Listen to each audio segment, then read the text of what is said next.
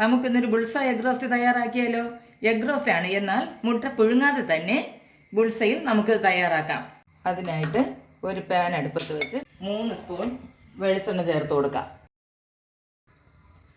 ഇതിലേക്ക് നമുക്ക് കുറച്ച് കറിവേപ്പില ഇട്ട് കൊടുക്കാം. അതിലേക്ക് ഇഞ്ചി വെളുത്തുള്ളി പേസ്റ്റ് 1 സ്പൂൺ ചേർത്ത് കൊടുക്കാം. ഒരു 3 മീഡിയം സൈസ് സവാള കട്ട് ചെയ്ത് വെച്ചിട്ടുണ്ട്, അതുകൂടെ ചേർത്ത് കൊടുക്കാം. അതിലേക്ക് ഒരല്പം ഉപ്പും കൂടെ ചേർത്ത് നന്നായിട്ട് വഴറ്റിയെടുക്കാം. ഇതായിപ്പോൾ നല്ലപോലെ ഒന്ന് വഴന്ന് വന്നിട്ടുണ്ട്. നമുക്കിതിലേക്കുള്ള മസാലകൾ ചേർത്ത് കൊടുക്കാം. ഫ്ലെയിം നന്നായിട്ടൊന്ന് കുറച്ച് വെച്ചിട്ട് 1/4 ടീസ്പൂൺ മഞ്ഞൾപ്പൊടി, 2 ടീസ്പൂൺ കാശ്മീരി മുളക് പൊടി,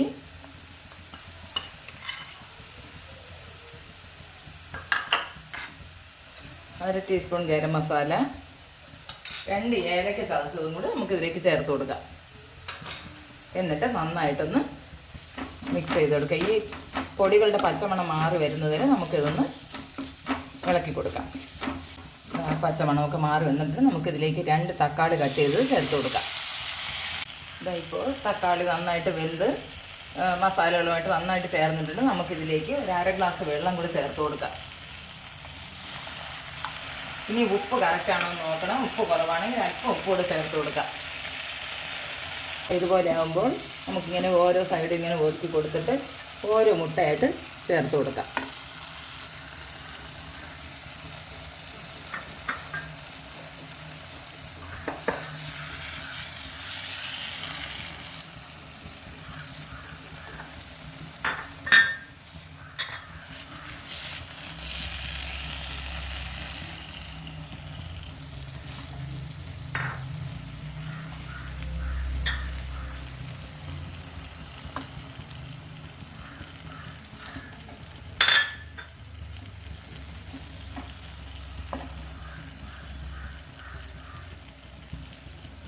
ഇങ്ങനെ ഒഴിച്ചു കൊടുത്തിട്ട് നമുക്കിതിലേക്ക് അല്പം കുരുമുളക് പൊടിയും ഉപ്പും കൂടെ വിതറി കൊടുക്കാം.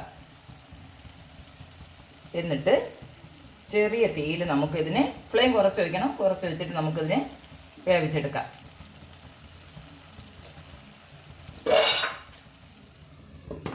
ഇനി നമുക്ക് തുറന്നു നോക്കാം.